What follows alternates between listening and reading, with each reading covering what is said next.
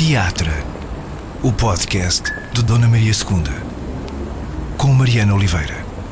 Sejam então bem-vindos à edição de abril do Teatro, o podcast mensal do Teatro Nacional Dona Maria II. É verdade, o podcast continua mesmo em tempos de confinamento, com as devidas mudanças para estes estranhos tempos que todos atravessamos. Também aqui nos adaptamos às novas condições, aos novos constrangimentos que a pandemia que agora vivemos nos obriga a contornar. O importante é que temos um convidado e que esse convidado é o Nuno Lopes, o DJ e ator Nuno Lopes, ou o ator e DJ Nuno Lopes. Nuno, olá, muito obrigada por estares aqui no podcast do Dona Maria II, por estares aqui à distância de uma ligação de Skype e, no caso, obrigada também por aceitares abrir uma porta para dentro da tua casa. Obrigado, eu. Fico muito contente com o convite. Olha, eu devo dizer-te que estas conversas para o podcast do Dona Maria II habitualmente são gravadas num camarote ali do lado direito da sala Garrett, com uma ótima vista para toda a sala. No teu caso, o que se arranjou foi uma vista para a minha sala, que ficas um bocadinho a perder, mas já tentamos compensar isso provavelmente com as tuas memórias dessa sala bem mais bonita. Mas eu queria começar por saber como é que estás, como é que têm sido para ti estes dias, estas semanas. Se calhar daqui por não muito tempo a unidade de contagem do tempo já são os meses, Sim. não é? Como é que está a ser para ti, Nuno, este período? Está a ser um período de reflexão como para todos nós, mas um período também complicado, porque este tempo de crise é particularmente forte para o meio artístico. Vai ser complicado estes tempos. Eu estava a filmar o novo filme do Marco Martins em Inglaterra, tivemos que cancelar e voltar para casa. E neste momento estou em casa a fazer o que faço normalmente, a preparar-me para um outro filme que vou filmar em França em junho, que claro, muito provavelmente não vai acontecer pelo menos em junho. Portanto, estou aqui numa espécie de limbo, que é estou a preparar-me para um filme que muito provavelmente não vai acontecer. Então é uma situação um pouco estranha e rara, mas...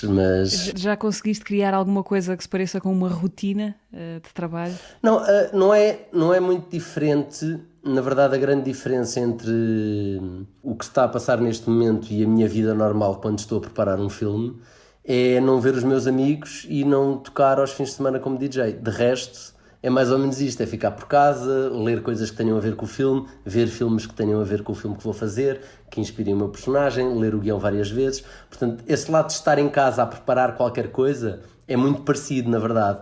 Agora faz-me falta depois os momentos em que eu esqueço o trabalho e que vou ter só com os amigos ou que vou passar música, que é uma espécie de hobby libertino desta vida de trabalho. E também a parte em que há público, não é? Para assistir a tudo isso. Sim.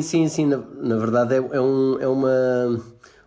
Esta coisa de ser DJ vem compensar muito o meu trabalho de ator, no sentido em que, como ator, estás sempre a representar a visão de outra pessoa, seja a visão do dramaturgo, seja a visão do encenador. E como DJ, eu obrigo-me a mim próprio a não preparar grande coisa, e é um momento de profunda liberdade em que estou eu, a cabine e o público, e tudo depende deles. E esse momento de pura liberdade e de pura criatividade, sem qualquer tipo de responsabilidade, para além de pôr pessoas a dançar, é fundamental para manter a minha sanidade mental. Olha, Nuno, a propósito disso, eu tenho uma pergunta difícil, acho eu, já para começar, que é se tu sabes onde é que estavas exatamente há 4 anos, ou seja, a 13 de abril de 2016, portanto estamos a gravar a 13 de abril, 13 de abril de 2016. Fazes ideia onde é que estavas para esta hora? Para esta hora ou um bocadinho mais tarde, eventualmente? Devia estar aí para o teatro, devia estar a fazer uma peça. Se não me engano, estava a fazer a peça da Beatriz Batarda, seria? O Conquista do Polo Sul. Eu não sei se seria uma peça, mas pelo menos à noite tu estiveste no Dona Maria II, na festa de aniversário do teatro. Sei muito bem. A pôr música, justamente. Exatamente, sei muito bem. A festa dos 170 anos do teatro, para ser mais preciso. Lembro-me muito bem, não me lembrava que era neste dia, confesso, mas lembro-me muito bem. Aliás, já toquei 2 vezes no Teatro Nacional e é engraçado porque é muito diferente o público do Teatro Nacional do público que eu apanho normalmente nas discotecas. Para já não são tão jovens. O público que eu apanho nas discotecas muitas vezes é muito, muito juvenil mesmo. E de repente tem um outro olhar até sobre a música. E então foi muito divertido as 2 vezes que toquei no Teatro Nacional fazer essa relação de que tipo de pessoas é que tens à frente e de repente elas reagiam a outros estímulos. E há muitas gerações, havia muitas gerações naquela festa, havia desde pessoas com 18 anos a pessoas com 70. E isso foi muito engraçado. É um grande desafio como DJ agradares a pessoas de 17 anos e a pessoas com 70. Portanto, essa festa, estas memórias de que estás aqui a falar, foram na festa dos 160 anos do Dona Maria II. Portanto, este ano, por maioria de razão, são 174, um número um bocadinho menos redondo, mas de qualquer maneira, ficam aqui os nossos parabéns ao teatro neste dia 13 de abril em que estamos a conversar. Imaginando que estavas mesmo com a vista para a Sala Garrett e não para a minha sala, quais é que são as tuas memórias desse espaço? Quais é que são as tuas primeiras memórias do teatro, Dona Maria II? Eu fiz, neste momento, 2 espetáculos apenas no Teatro de Dona Maria II. Um deles foi o Tito Andrónicos, do Shakespeare, encenado pelo Luís Miguel Sintra, com o Teatro da Cornucópia. E o outro foi On an Average Day, que em português era Num Dia Igual aos Outros, do John Kovalbach. E que foi na Sala Estúdio, uma encenação do Marco Martins, da qual eu tenho diferentes memórias. A Cornucópia é uma companhia com quem eu comecei a trabalhar no teatro. São uma espécie de família minha da representação. Ou seja, é com o Luís Miguel Sintra e com a Cristina Reis que eu aprendo uma ética profissional que até hoje me acompanha, e foi com eles que aprendi a representar e a tirar um personagem de um texto. E fiz muitos espetáculos com a Cornucópia, devo ter feito uns 15 espetáculos com a Cornucópia. Isto para te contar que me lembro a diferença que era de repente estar a trabalhar com o teatro na Cornucópia noutro espaço. E o quão diferente isso era para todos nós. E isso aconteceu sempre que nós viajámos com a Cornucópia, e era uma sensação muito boa, porque parecia uma espécie de férias em família. Sabes, é assim, tipo, estamos todos juntos, estamos a fazer a mesma peça que já fizemos ou que vamos voltar a fazer na Cornucópia, mas todo o espaço à nossa volta é diferente, o que faz com que as relações mudem, as pessoas mudem e tornam o espetáculo especial.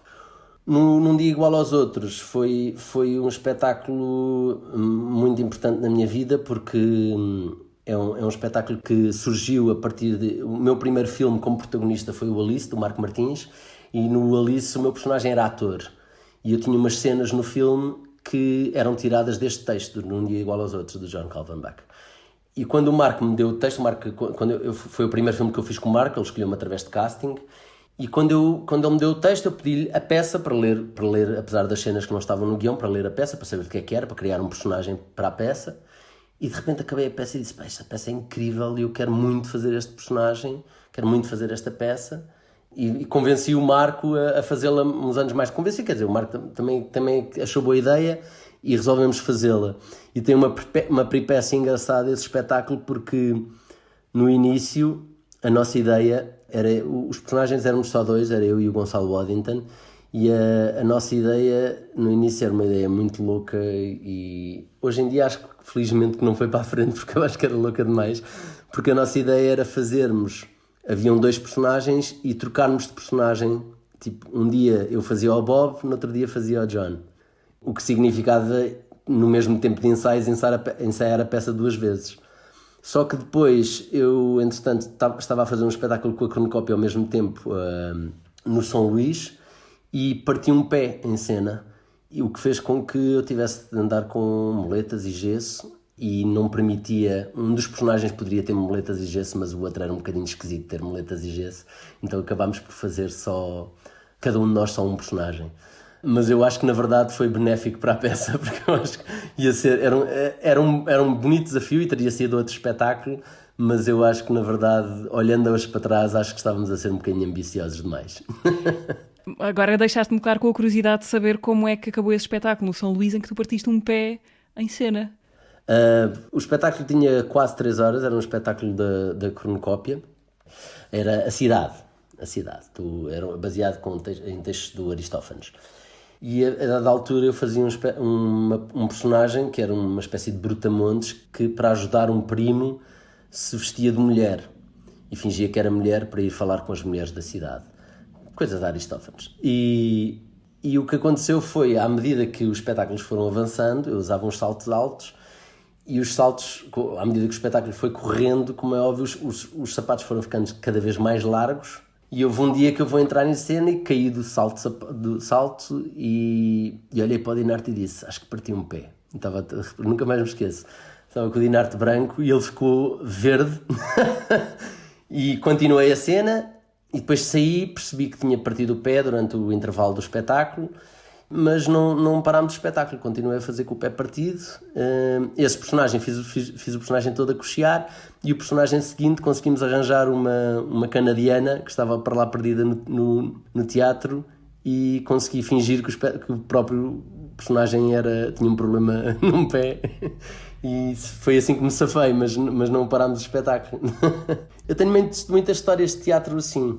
Aliás, há uma bem pior que esta, que foi na estreia do Rosencrantz and Guildenstern Estão Mortos, de Tom Stoppard, uma encenação do Marco Martins, em que os dois protagonistas eram mais uma vez eu e o Gonçalo Waddington.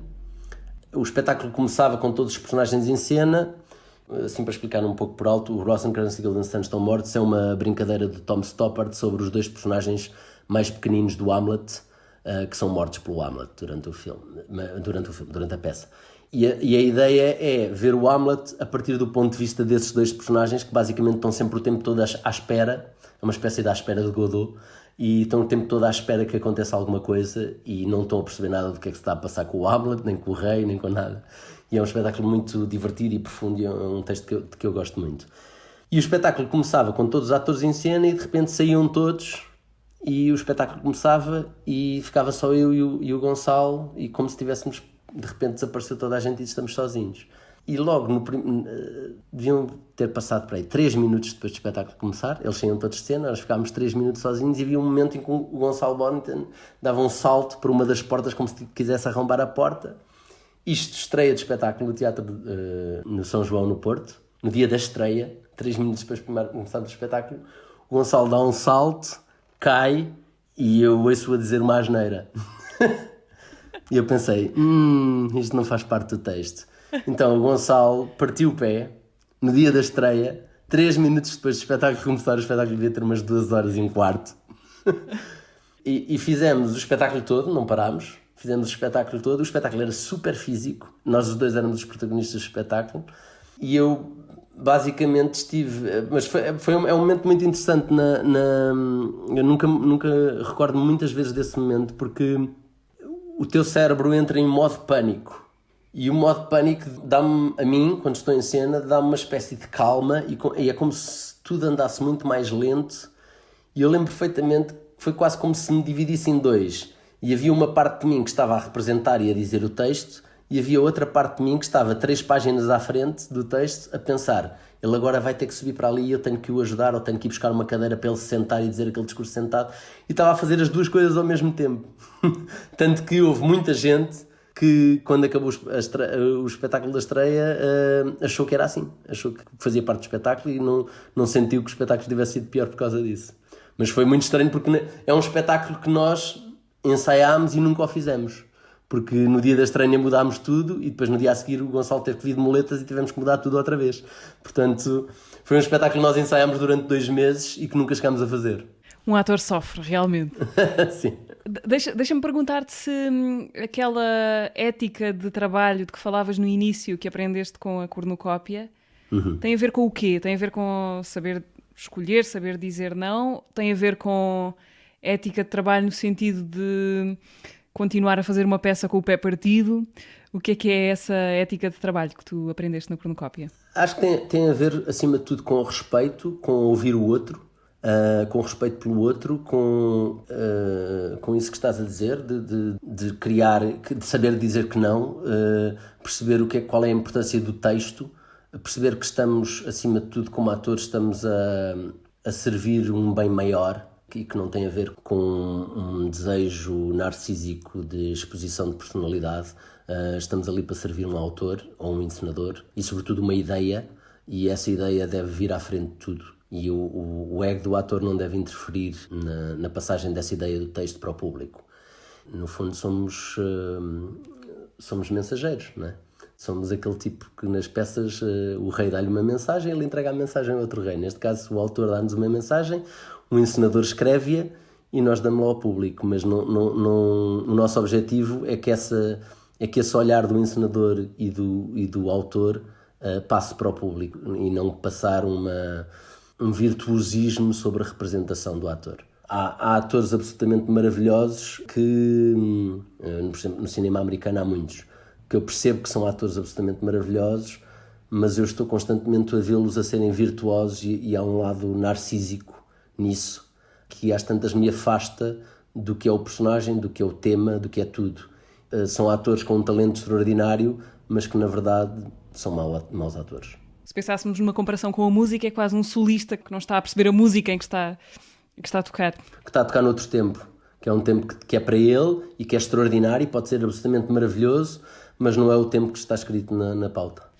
Nuno, eu para esta conversa rodeei-me aqui de alguns objetos, foram os possíveis, aqueles que tinha à mão aqui por casa, na esperança de que eles nos venham a dar algumas pistas para esta conversa. Alguns deles já aqui falámos, eu vou-te mostrar e descrever para quem nos ouve. Portanto, são 2 DVDs, um do filme Alice, o outro do Posto Avançado do Progresso, que tu fizeste há menos tempo, sim, com o Hugo Vieira da Silva. Tenho também um livro, A Noite da Iguana, e outras histórias do Tennessee Williams. A parte que interessa é A Noite da Iguana. E tenho também, por fim, uma folha de sala. Não é bem folha de sala, é um caderninho, uma espécie de uma edição de um espetáculo chamado, do Marco Martins, chamado Provisional Figures Great Yarmouth, de que tu já falaste aqui também. Não falaste do espetáculo, porque tu, na verdade, não participaste no espetáculo de teatro. Acho eu, não participaste, pois não? Participei. Estive na construção, tive 2 semanas em Great Yarmouth a ajudá-los a puxar pelos atores, basicamente, e a ajudar o Marco a construir o espetáculo, sendo que é um espetáculo do Marco, como é óbvio. Mas o filme que eu estava a fazer agora em Inglaterra e que parámos a meio era justamente o filme sobre Great Yarmouth o filme acaba por ser um resultado da nossa pesquisa para essa peça e da nossa pesquisa sobre Great Yarmouth e sobre a imigração, sobre o Brexit, sobre todos esses temas. A peça esteve em Portugal, foi em julho de 2018, se não me engano, pelo menos. Sim. Como é que começa este projeto e agora, sobretudo, em que ponto é que o deixaram lá? Portanto, estavam a rodar o filme, vieste de Inglaterra para cá por causa da situação que, entretanto, se precipitou? Eu acho que no meu trabalho com o Marco houve um espetáculo que mudou para sempre, eu acho, tanto o meu trabalho como o do Marco, que foi um espetáculo que ensinámos juntos em Viana do Castelo, chamava-se Estaleiros ENVC 2012, que foi na altura da crise e era um espetáculo que surgiu, acho que na verdade surgiu um convite ao Marco para fazer uma espécie de auto-religioso, coisa que não interessava muito ao Marco, na verdade, mas na pesquisa sobre esse assunto, o Marco descobriu que nos estaleiros de Viana há 2 anos que os trabalhadores iam todos os dias trabalhar e não tinham aço para construir os navios. E, portanto, estavam há 2 anos a ir trabalhar das 7 da manhã às 7 da noite, sem ter nada para fazer. E resolvemos fazer um espetáculo sobre isso com os trabalhadores, sem atores, ou seja, com atores, mas os atores eram amadores, eram os trabalhadores do próprio estaleiro, ao ar livre, em frente ao estaleiro. E foi um espetáculo que mudou muito. Para já acho que trouxe um lado social que nos interessa cada vez mais trabalhar, eu acho que tanto a mim como a Marco. E depois, porque foi a primeira vez que fomos confrontados em trabalhar diretamente com atores amadores. E foi provavelmente a coisa mais importante que eu fiz na minha vida, porque nós apresentámos o espetáculo durante 3 dias, a cidade veio em massa ver o espetáculo, eram mais de 3.000 pessoas a assistir ao espetáculo. Todos os dias nós tínhamos uma bancada que dava para 600 e havia pessoas espalhadas pelo castelo, por todo o lado, em pé, a ver o espetáculo durante 3 dias, tivemos mais de 3.000 pessoas. E de repente foi muito engraçado porque a cidade de Viana, em geral, tinha uma muito má imagem dos trabalhadores do castelo, do estaleiro, e graças ao espetáculo perceberam o sofrimento que eles passaram durante 2 anos e que eles estavam a passar naquele momento pelo facto de terem que ir trabalhar todos os dias e não terem o que fazer.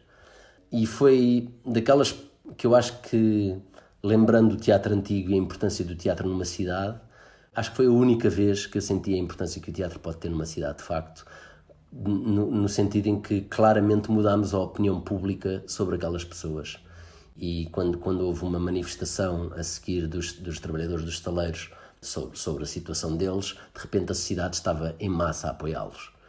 Claramente, graças ao trabalho, a vida daquelas pessoas e a opinião que as pessoas tinham delas mudou. E muitos deles ainda hoje deixaram o estaleiro e agora trabalham em teatro. Há uns que são dramaturgos, há outros que trabalham no Teatro de Viana, e isso é uma coisa que me mudou para sempre e é de longe o trabalho mais importante que eu já fiz. E graças a isso percebemos com este espetáculo que as pessoas a representarem a sua própria vida podem ser tão interessantes ou mais do que um ator, e que a mistura entre esses dois mundos, entre a ficção e a realidade, pode construir um espetáculo ou um filme interessante. E isso aconteceu depois com o São Jorge e começou a acontecer agora com este, que o Provisional Figures também parte de um projeto assim, parte de uma peça de teatro, parte de um interesse sobre estas pessoas, sobre a imigração portuguesa em Great Yarmouth, onde a maior parte das pessoas trabalham numa fábrica de desossar perus, transformar perus em douradinhos. E que tem a ver também com uma imigração muito específica que Sim. aconteceu ali nos anos muito específicos da Sim, crise, sim. em que muitas pessoas foram como que seduzidas a ir para o Algarve inglês, que não era nada disso, não é? Afinal. Exato. É uma cidade balnear que durante muitos anos foi uma espécie de Algarve. Depois, quando as companhias começaram a abrir as companhias low cost, os ingleses passaram a vir para o nosso Algarve, e é uma cidade abandonada que agora é habitada por esses trabalhadores que fugiram aqui da crise e que estão a trabalhar lá em condições muito duras. E há claramente um conflito enorme entre as pessoas da cidade e os trabalhadores portugueses, tanto que é uma das cidades onde o Brexit teve a maior votação para sair da Europa. E começámos por fazer exatamente o que fizemos com os estaleiros da NVC, quer dizer, começou o Marco, eu só o ajudei, que foi trabalhar com os atores de lá, com as pessoas de lá, e fazer um espetáculo só com pessoas que são de lá e que trabalham na fábrica e que nunca foram atores até agora. E agora estamos na segunda parte, que é criarmos uma ficção e vamos juntar, tal como fizemos no São Jorge, essa ficção a um lado documental da vida daquelas pessoas. Nuno, eu acho que não me engano muito se disser que o nome que já apareceu mais vezes nesta conversa é o do Marco Martins. A história dos teus trabalhos com o Marco Martins, ou das tuas colaborações com ele, era uma história que nos demoraria muitos filmes e muitas peças de teatro a contar. Não sei se tu próprio te lembras de tudo o que já fizeste com o Marco. É a tua cumplicidade mais permanente ou antiga? É mais antiga não, mais antiga é com o Luís Miguel Sintra, mas esta coisa de ser ator é, acima de tudo, brincar com pessoas que nós gostamos. Sempre que as pessoas me dizem, mas eu não imagino que seja a tua profissão, eu costumo dizer, com certeza quando eras miúdo, já brincaste aos cowboys, aos índios, ou aos doutores e aos doentes, ou ao rei e às princesas, de certeza que brincaste a isso. É isso. Um bocadinho mais profundo. Mas é basicamente, a base é isso. É uma brincadeira em conjunto com pessoas de quem se gosta. E pronto, com um objetivo superior a isso, com um objetivo com uma visão sobre o mundo e com um estudo, como é óbvio, do ser humano e de quem é que nós somos. O teatro tem esse lado de ser uma forma é um sítio onde se mostra a vida, não é? É um sítio onde se mostra a verdade da vida e a verdade social, não é? Uma espécie de... A Stella Adler acho que dizia que o teatro é uma espécie de raio-x deste tempo em que vivemos, e eu concordo. Mas na verdade há uma coisa que é muito importante, que é essa cumplicidade e essa brincadeira de crianças. Uma das coisas que eu mais odeio é quando as pessoas dizem tu és ator, deves saber mentir muito bem. Há muito esta ideia de que os atores sabem mentir. E eu normalmente respondo com uma ideia que é a seguinte: eu estou em palco a fazer o Romeu e Julieta, estou no palco da Dona Maria II a fingir que sou o príncipe de Verona, a fingir que estamos em Verona, a fingir que aquelas palavras são minhas, a fingir que aquela emoção que o personagem está a sentir naquele momento é uma emoção que eu estou a sentir naquele momento. Tudo isto é verdade, eu estou a fingir isso. Mas as pessoas que estão no público estão a fingir que acreditam. E, portanto, estamos exatamente os dois a jogar o mesmo jogo. Não há ninguém no público que acredite que eu sou o príncipe de Verona. Não há ninguém do público que acredite que está em Verona, nem que aquelas palavras e a maneira como eu as digo são a maneira como eu falo no dia-a-dia. O teatro é uma espécie de jogo do qual todos sabemos as regras. E não é um fingimento, é uma maneira de falar sobre a verdade. É o contrário de fingimento. Um ator, quando se emociona em cena, emociona-se verdadeiramente, não está a fingir que se emocionou. E, portanto, é exatamente o oposto da mentira. e é tão oposto da mentira que mesmo que eu esteja a chorar em cena por uma mãe que não é minha, o que eu estou a dizer ao público, mais do que tudo, atenção, estamos num teatro, como é óbvio, portanto, esta mãe não existe, e eu agora vou chorar uma mãe que vocês sabem que não existe, com lágrimas que são verdadeiras. E, portanto, este jogo que não é um jogo de mentira, é um jogo, acima de tudo. Claro que tudo se complica quando pés verdadeiros são partidos em palco, não é? Sim, essa parte, mas essa parte é mais interessante do teatro. A grande mais-valia do teatro é pessoas que me vêm hoje, quase 15 anos depois, dizer: eu estava lá na estreia quando o Gonçalo partiu o pé. Ou aqui no São Luís, eu estava lá quando tu partiste o pé e tiveste Covid canadiana. Percebes? E há muito esses acidentes também fazem com que aquele dia seja especial. Uma das coisas que eu acho mais bonita, mas esta ideia de que é uma das coisas, é uma grande mais-valia do teatro sobre o cinema, que há uma deslocação.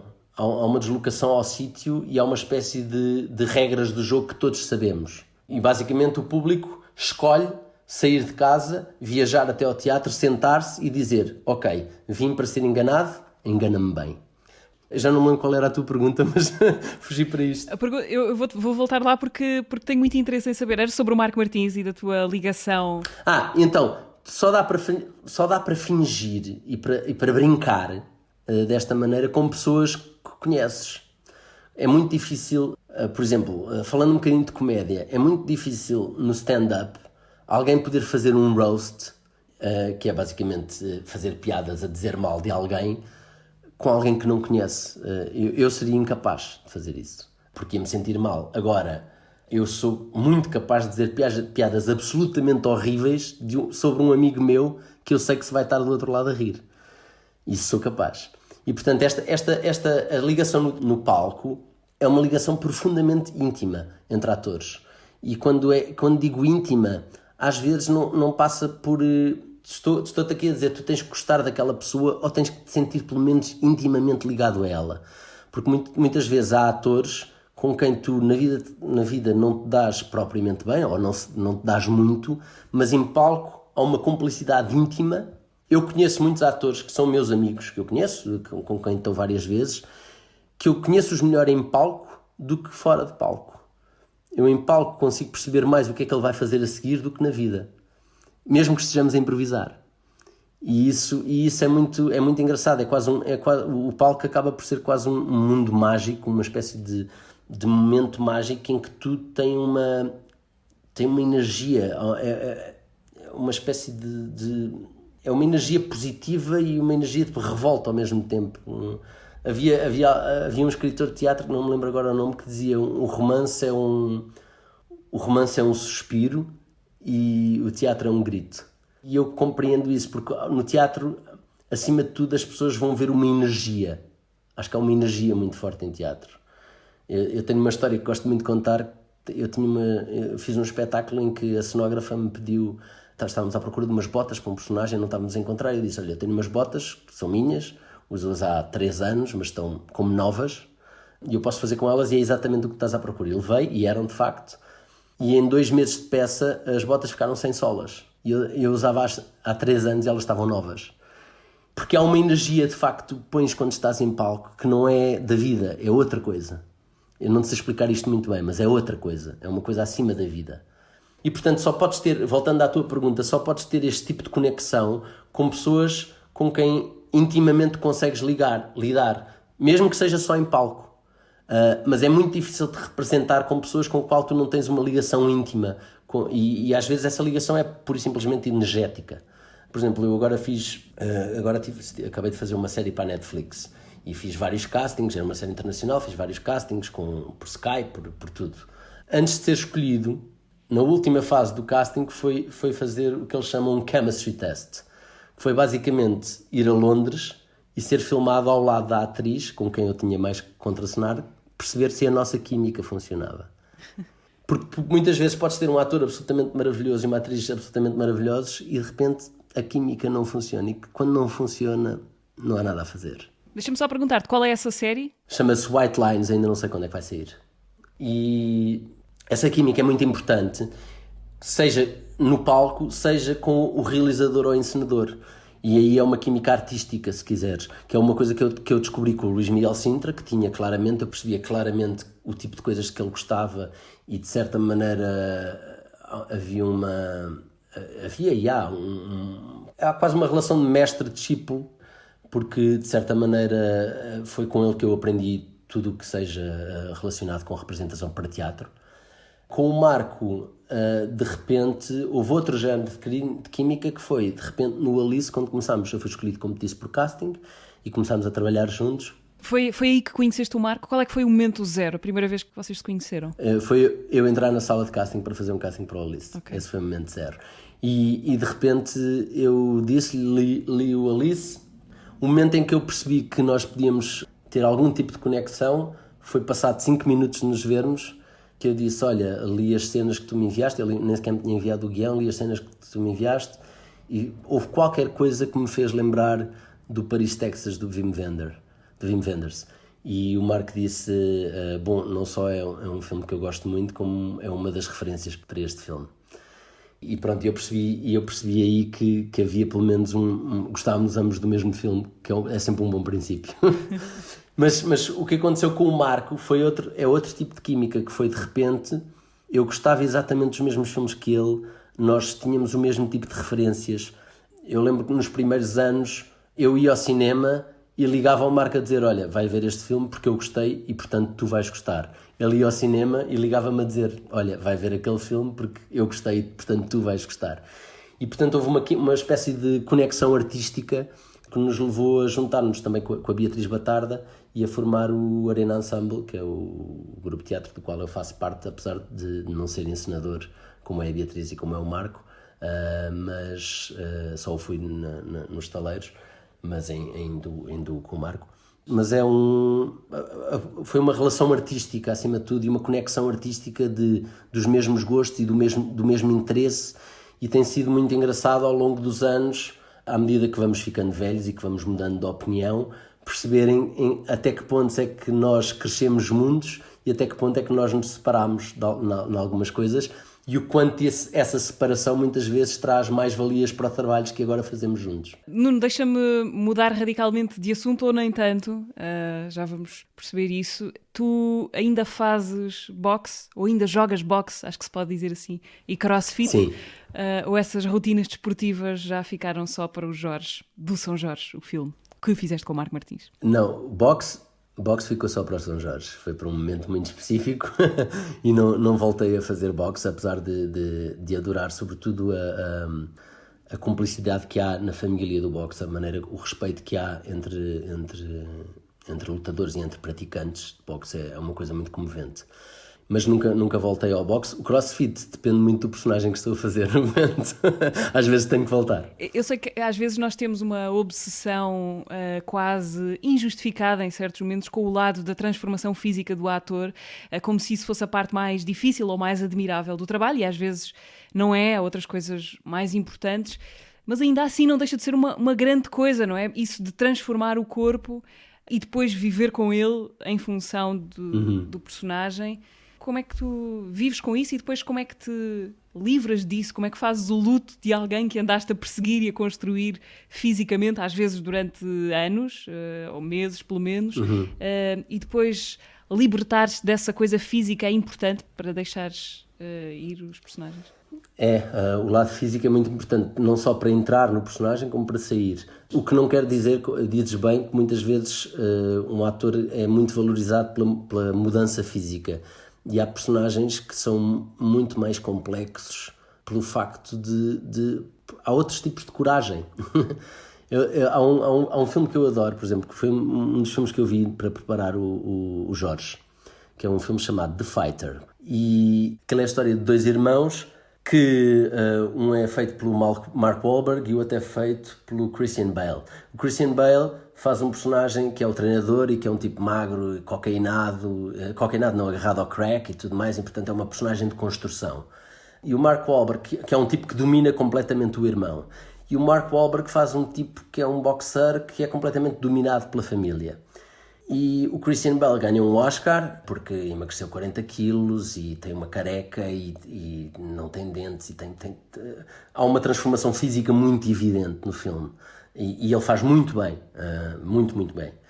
O Mark Wahlberg, que não foi sequer nomeado, faz uma coisa que eu acho que é de uma coragem enorme no filme, que é desaparecer, sendo que é o protagonista do filme. E isso é muito certo no filme, porque aquilo é o filme sobre um tipo que é completamente dominado por toda a família, e que a família sempre fala sempre bem do irmão, que é um drogado, e ele que está a lutar para ser campeão do mundo é completamente menosprezado pela família. E um ator ter a coragem de dizer: eu sou o protagonista do filme, mas o meu personagem não pode aparecer, e tem que ser o personagem menos carismático do filme, é de uma coragem quase maior do que emagrecer 40 quilos e do que tirar o cabelo e não sei o quê. E às vezes os atores são muito injustiçados nisso. Há um olhar muito forte para uma mudança física. Que é a primeira coisa que vemos, não é? É o que salta mais à vista. Exato, e é tipo, eu imaginava este ator assim, ele agora está assim. Mas muitas vezes a mudança psicológica e o trabalho psicológico que se faz num personagem é muito mais complicado e é muito mais complexo, embora não se veja, claro, tão claramente como emagrecer 40 quilos, mas é muito mais complexo do que essa mudança física. Dito isto, é muito difícil sair de um personagem para o qual se trabalhou muito, quer fisicamente, mas fisicamente é mais fácil. Fisicamente, imagina, se eu estou magro 40 quilos, começo a comer e ao fim do mês tenho o meu peso.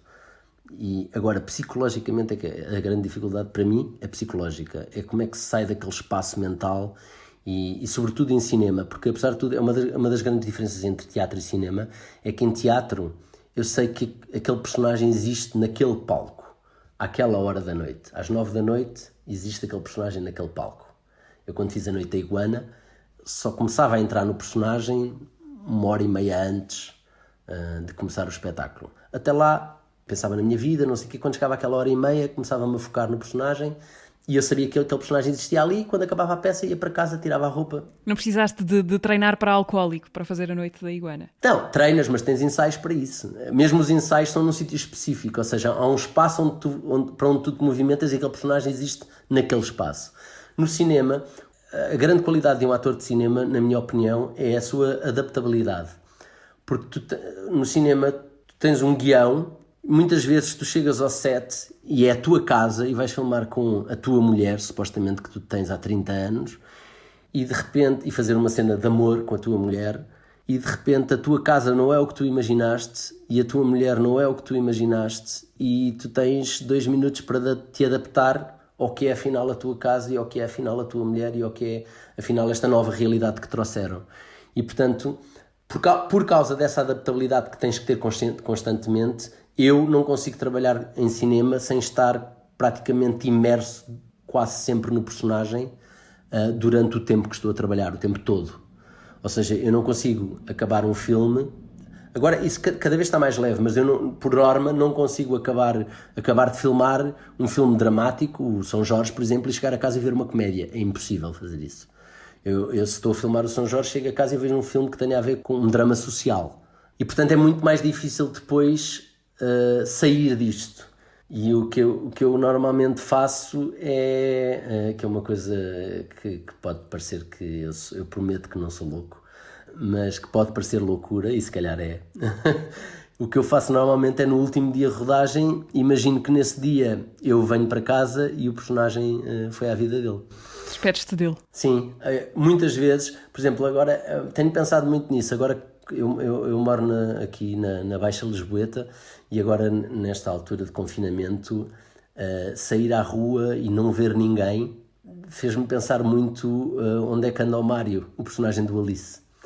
Porque o Mário vivia de filmar pessoas e de procurar pessoas no meio da rua. E agora tenho pensado muito dele. O que é que ele andará a fazer? Em que situação é que ele estará neste momento? Ainda está com a mulher? Não está? E dou comigo a pensar nos personagens como se eles existissem mesmo, porque é uma espécie de... É uma maneira... Ao passo que no teatro eu sei o dia em que o personagem morre, o cinema é para sempre. E, portanto, quando tu fazes um filme, ele está lá, ele fica para sempre. Eu hei de morrer e os filmes vão ficar cá. Portanto, eu gosto que os personagens de cinema não morram. Na minha cabeça, eles continuam a vida deles e são mais reais, se quiseres. Prometo que não sou louco. Deve ser uma experiência incrivelmente cinematográfica passear pela Baixa de Lisboa nesta altura. Sim, é. Há qualquer coisa de filme de pós-apocalíptico que está a acontecer. É uma imagem muito cinematográfico passear pela Baixa neste momento. Muito. Acho que passear por Portugal todo neste momento. Nuno, alguma vez na tua vida, na tua carreira como ator, o sucesso te assustou a ponto de te querer fazer recuar em vez de avançar em direção a ele e ao vício de ser bem-sucedido? Sim, eu fiz uma novela no Brasil quando tinha 20 anos, 21, 22 anos. E fiquei muito conhecido no Brasil numa época em que não havia Instagram, não havia essas coisas todas, e em que ser uma estrela da novela das 8 é o equivalente a fazeres parte da família real em Inglaterra. Quer dizer, a tua vida muda, tinha seguranças para sair de casa, vida de Madonna. E foi um momento muito importante para mim porque vivi-o muito cedo e quando saí do Brasil não queria mais ser ator, porque eu ainda estava muito no começo da minha carreira, do meu percurso, a carreira não é uma palavra que eu gosto muito. Estava no início do meu percurso e lembro-me que esse choque, perceber que, espera, ser ator é não ter vida própria, é não poder sair à rua, é as pessoas não deixarem ir ao supermercado. Eu tinha sonhos, eu lembro-me de sonhar em ir ao supermercado, eu não fui ao supermercado durante 6 meses, não podia. E portanto pensei, se ser ator é isto, então não quero ser ator. Não. E voltei para Portugal e tinha combinado com o Luís Miguel fazer 2 peças com ele na minha volta, e voltei a Portugal a pensar, nunca lhe disse, mas a pensar, vou fazer estas 2 peças com cornucópia, porque já me obriguei a tal e já tenho o compromisso feito, mas assim que acabar as 2 peças vou tentar aproveitar este tempo para guardar algum dinheiro para pensar o que é que quero fazer na minha vida. E na verdade é essa volta ao teatro e também foi na altura em que conheço o Marco e que fiz o casting para o Alice e vou fazer o Alice, e é a cornucópia e o Marco Martins que me salvam de deixar ser ator.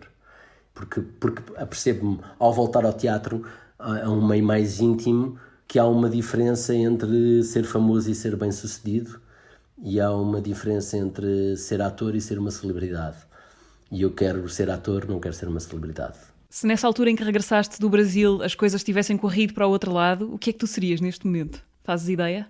Eu acho que a única coisa que me passou pela cabeça foi voltar a um curso de biologia, que eu gostava de ter sido biólogo marítimo, foi um dos sonhos de infância, ou tinha 2 ideias na cabeça, ou biologia ou qualquer coisa relacionada com publicidade, ou trabalhar atrás das câmaras, ou ir estudar cinema e ser diretor de fotografia, ou primeiro assistente de realização, ou qualquer coisa do género. Eu sabia que tinha que ser um trabalho criativo, porque mesmo a biologia o que eu queria era ser o Jacques Cousteau.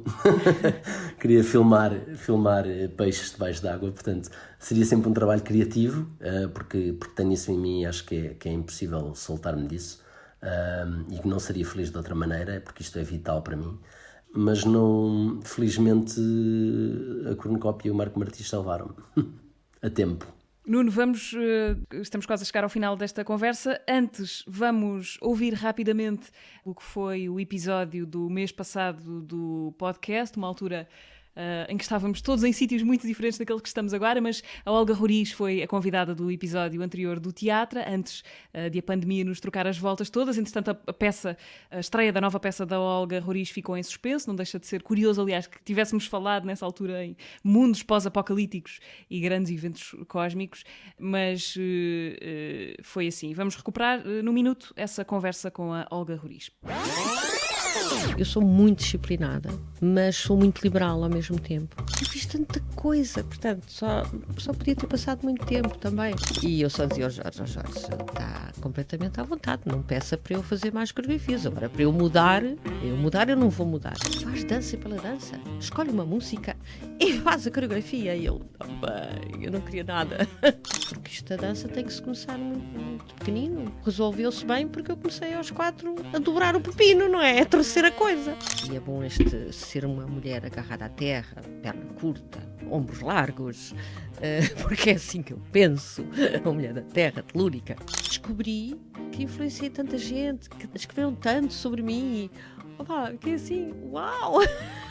É que já por muitos anos, já estamos mais perto do fim do que do meio do que do princípio. Olga Roriz, na passagem pelo episódio de março do Teatro, o podcast do Dona Maria II. Em abril estamos a conversar com o Nuno Lopes e estamos quase a despedir-nos dele, não sem antes te pedir, Nuno, que nos distribuas aqui algumas cartas de sugestões, coisas que tenhas visto, lido, ouvido por estes dias ou antes destes dias, mas que possas deixar aqui algumas pistas para quem nos ouve. Olha, teatro não tenho visto porque não se pode. Embora haja teatro online para ver, na página do Dona Maria II, nomeadamente. Sim, tenho visto online, mas a maior parte das peças que estão online eu já ouvi felizmente. Mas, portanto, não posso aconselhar muito.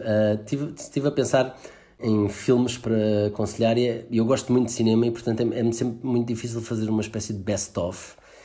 E já que estamos num podcast de teatro, lembrei-me de aconselhar filmes que falem também sobre atores ou sobre teatro. E lembrei-me de 5 filmes.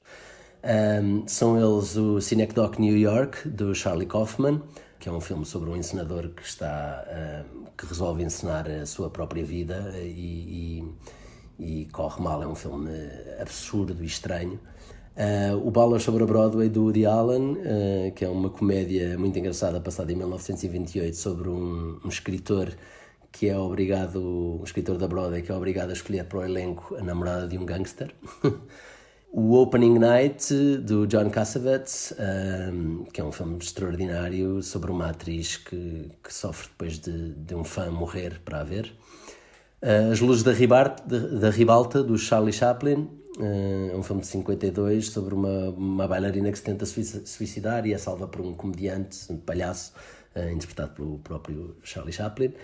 E o All That Jazz, que é um musical. Eu odeio em geral musicais, não sou propriamente um grande fã de musicais. Este é um dos poucos que eu adoro.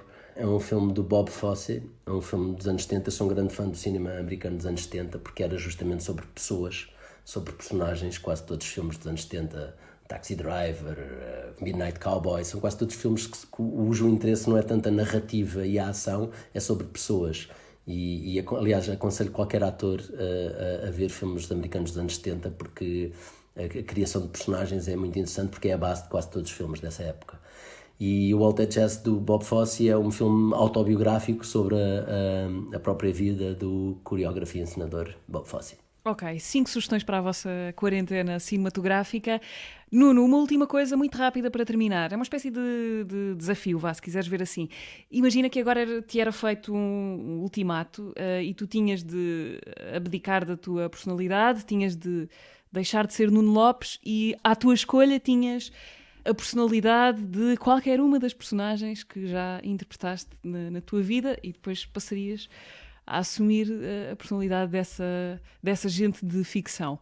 Quem é que tu escolhias ser? Quem é que eu escolhia ser?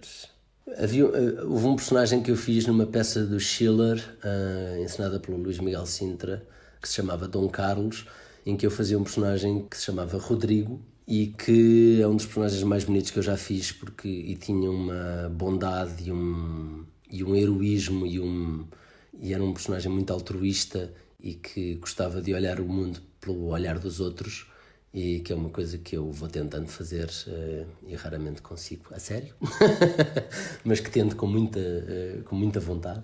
E é um personagem muito despreconceituoso e provavelmente era o que eu escolheria. Ok, ficamos então com o Rodrigo em vez de Nuno Lopes. Nuno, muito obrigada por teres estado aqui esta hora à conversa. Obrigado, para o podcast do Dona Maria II. Espero esperamos todos, não é, que as coisas regressem tão breve quanto possível à normalidade e que encontremos aqui uma nova forma de reerguer tudo o que ficou pendurado. Queria só mandar um abraço para todos os meus colegas que estão neste momento desempregados ou que estão numa situação difícil. Espero que as coisas melhorem em breve e que todos nos voltemos a juntar. Muito obrigada, Nuno Lopes, no podcast do Teatro Nacional Dona Maria II. Esta foi a edição de abril. Os outros episódios do teatro estão todos disponíveis para recuperarem nesta altura no Spotify, YouTube e SoundCloud e também no Apple Podcasts. Eu sou a Mariana Oliveira, vamos voltar a encontrar-nos, se tudo correr bem, no próximo mês. Não sabemos bem em que circunstâncias, mas havemos de lá chegar. Até lá tem também, como lembrávamos há bocadinho, as propostas online do Teatro Nacional Dona Maria II. Até lá!